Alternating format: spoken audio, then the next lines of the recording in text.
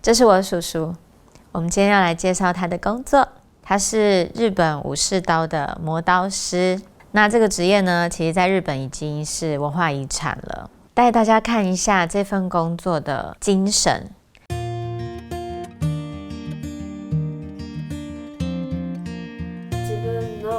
職業について簡単に説明してみて。そもそも日本刀というのは日本にしかない刀なのね。そんで昔は日本刀のできた歴史はもう平安時代1700、800年前からこれ日本に生まれた日本刀の技術っていうのはすごい歴史があるわけ。日本刀とその戦のための武器、今はもう完全にその美術刀剣、受け継がない後世に残していかない日本の文化遺産なのね。高校を卒業してすぐ東京の小野光慶さんという偉い先生、その人は人間国宝、正式に言うと無形文化財、それで10年修行して勉強して独立して、今私67でちょうど50年ぐらいですかね、この仕事に携わってます。その10年の修行の間に宗教の内容って言えます？最初は掃除、最初 2,3 年は毎日掃除、洗濯、兄弟子、お師匠さんの世話して、3年目で初めて刀を持って練習を始めました。修行っていうのはそういうもんだ。先生は教えてくれない。先生とか兄弟子の仕事を見て自分で勉強する。なんでこれ日本にしかこの刀つ技術は生まれなかったかというと、日本にはそのコークスという材料がなかったの。コークスっていうのはその高温で鉄を溶かす原材料、それが日本にはなかったんで炭しかなかったわけ。炭は結局その鉄を完全に溶かすまでに熱が上がんないわけ。鉄の塊、こういう塊を叩いて伸ばしていくやり方しかできなかったわけ。いくら炭もしても。お客様からどういったお願いか、例えば刀に錆びれてきました的な感じはあるんだけど、他の場面あります？刀の研ぎがとても悪い。だからもっときれいにしたいという直しの仕事もあります。日本にも有名なのは東京国立博物館、平安時代とか鎌倉時代、古い刀はいっぱいあります。大体がその日本の美術館とか神社仏閣に奉納されている刀はみんなそういう古い刀です。鎌倉時代で室町時代、昔アメリカのボストン美術館から仕事が来たこともあります。その刀の磨くは一般的にどのくらいかかります？刀も短いの長いのいろいろありますけども、長い刀で朝から晩まで1日やってだいたい1週間7日から10日かかります。すっごい長い時間かかるの刀ありそう？いや、だいたいもう工程が決まってるから、例えば3日で仕上がる刀を5日も10日もやってるといい仕事じゃないのよ。時間内にピタッとできる仕事が一番いい仕事なの。じゃあおじさんがその刀を磨くの錆び抜きから仕上げ、そういういろいろな手順を説明してほしいな。まず最初刀を磨くときは錆を取るために混合車という粗い砥石を使います。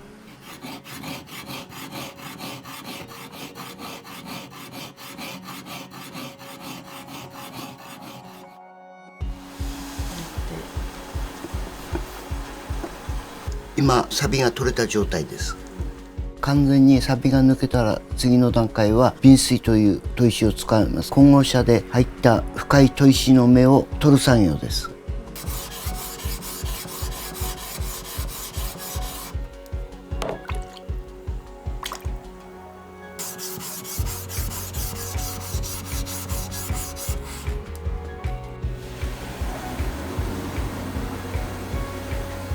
だからその前の砥石の海面を取るのにだんだん細かくしていくんだけど、だんだんこう広がってくるわけ。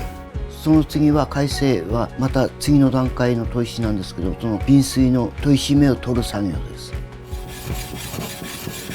だからその砥石によってそのいろんなやり方があるわけ。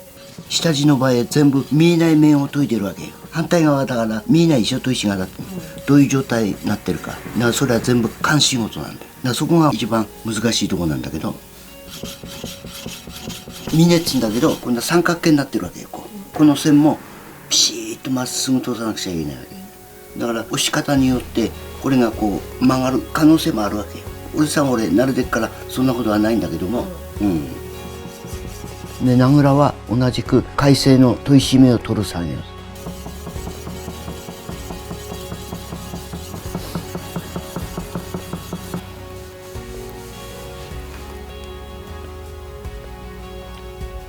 前の砥石の深い砥石目があるのよ。それを潰すわ。こういうふうに潰して超骨棒なんだけど、深い目を砥石で取りやすくする作業。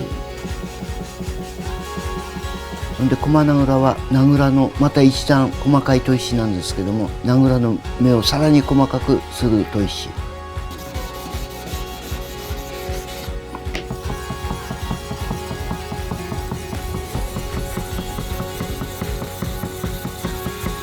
もっと時間かけてやんだけど、これ撮影用だからちょっと時間的に短いんだけど、本当はもっと時間かかるんだ。で内曇りというのは仕上げの最後の砥石なんですけども、その内曇り砥石をかけることによって刃文が浮いてきます。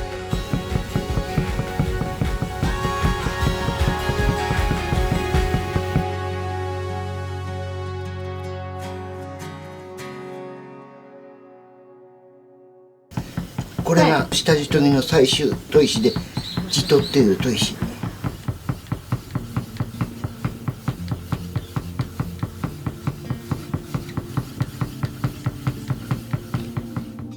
そんで今度は下地やってる時と仕上げの時は座り方が全然違うでしょ。仕上げの時はこういうふうに座って仕上げるわけ。仕上げが始まるね。はい。このはずやというのは、これがはずやという砥石なんですけども、下地の最後に使う内曇りを割って薄くして作った、これがはずやと言います。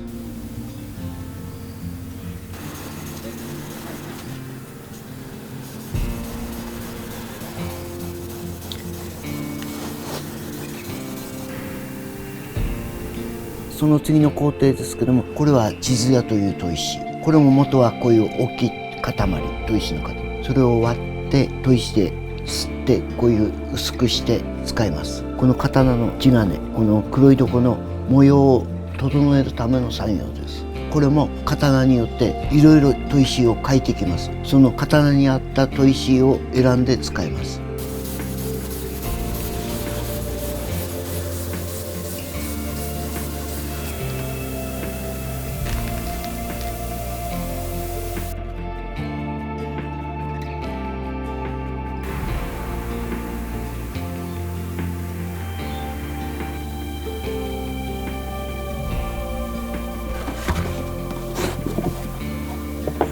拭いという作業になります。で、拭いというのは血を黒くする作業です。刀を叩いて伸ばすときに破片が飛ぶわけです。それをもらってきて細かくして油で溶いて、それをすり込んでいく作業。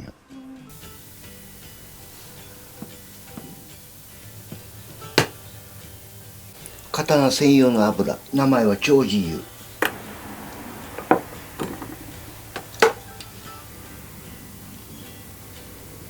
今この黒いやつは刀を2本と鍛えた時に叩いて伸ばしていくんだけど、叩いた時の鉄の粉、おじさんがもらってきて、それを潰してこうぐりぐりぐり潰して細かくしてこれ使うわけで、油で溶いて、あとはこういうふうにすり込んでいくわけ。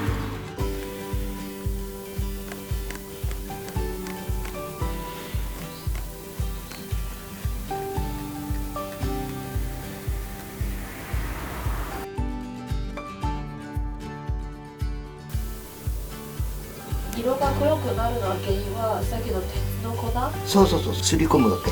油で溶いて今みたく何回もこすってやると地金が黒くなるわけ。次は刃取りという作業になるからね。刃を拾う仕事。その刃取りというのは刃文の形を、波形とかいろいろ刃の形を出すための作業です。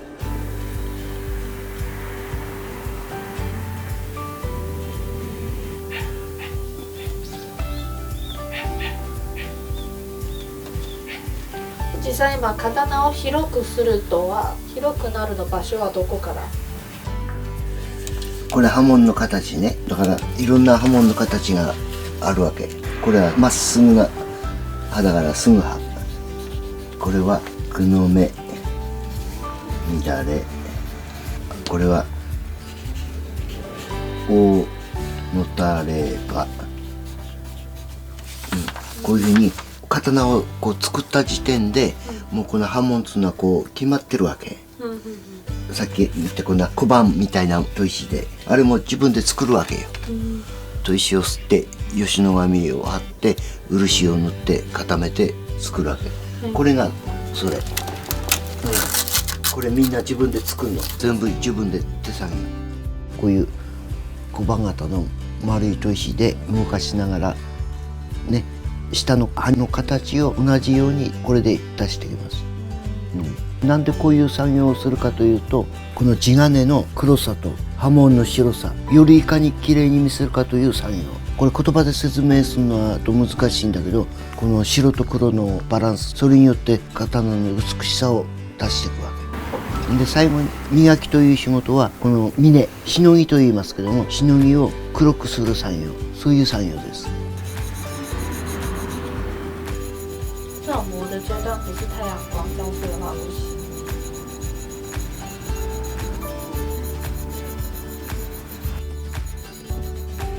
こういうふうに黒く磨いていくわけ。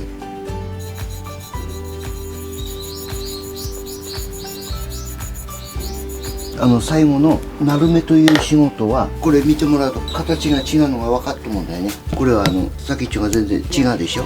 普通の刀はこういうふうに、これは勝負作りっていう刀で先っちょの形が違うわけ。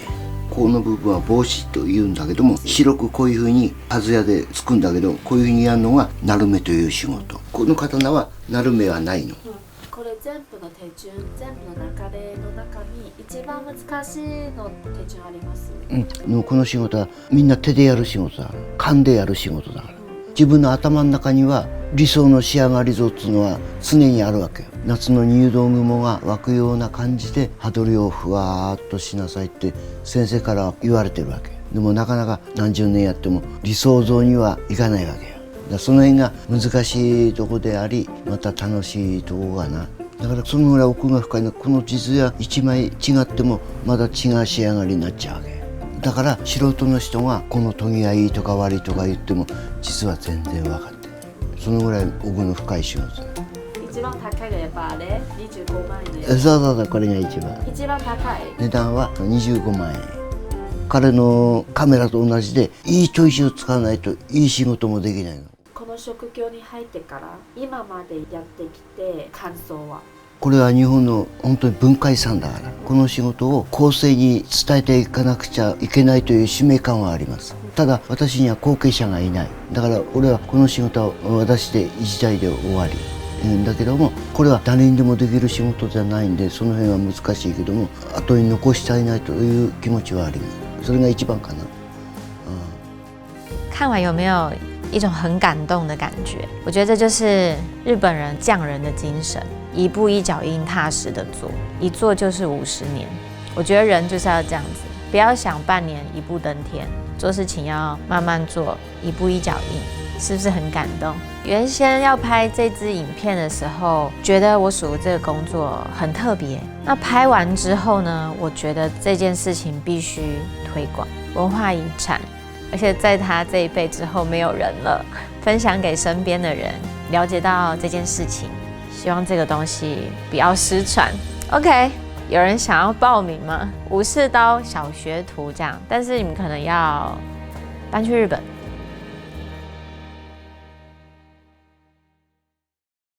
だから砥石を作る作業の中で外で砥石を吸って指が薄くなって血まみれになる。そんでも仕事はやる。还要去砍妈妈的天线。首を出せ。可以，可以。